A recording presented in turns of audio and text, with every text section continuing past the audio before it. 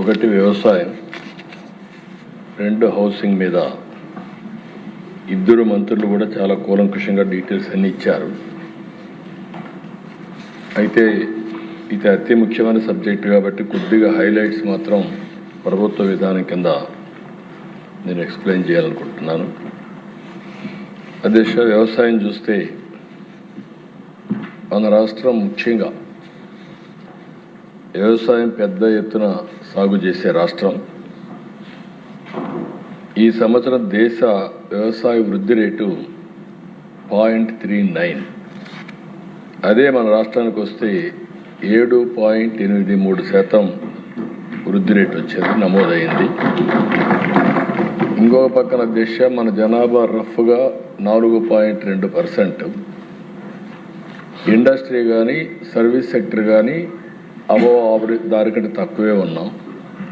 కానీ వ్యవసాయంలో మాత్రం నేషనల్ జీడిపిలో 10% కాంట్రిబ్యూట్ చేసే ఏకైక రాష్ట్రం, అంటే మోర్ దెన్ డబల్.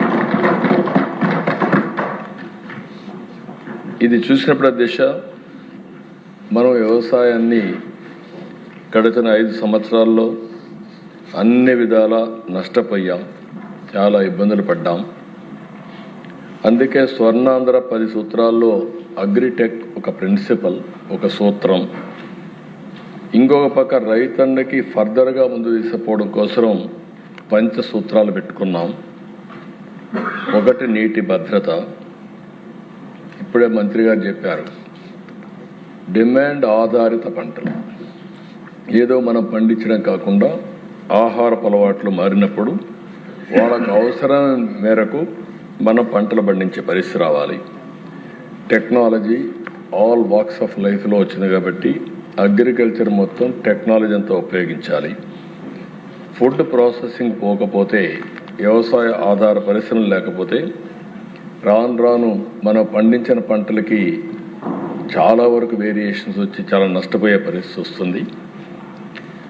అల్టిమేట్గా గవర్నమెంట్ ఎప్పుడు ప్రభుత్వ విధానాలు కానీ అదే మరిగా ఏదైనా క్రైసిస్ వచ్చినప్పుడు ఆదుకోవడం కానీ చేస్తూనే ఉండాలి. ప్రభుత్వ మద్దతు కూడా ఉండాలి. ఇలాంటి 5 ప్రిన్సిపల్స్ పెట్టుకున్నాం. రాష్ట్రంలో 22.5 లక్షల వ్యవసాయ పంప్ సెట్లు పనిచేస్తున్నాయి.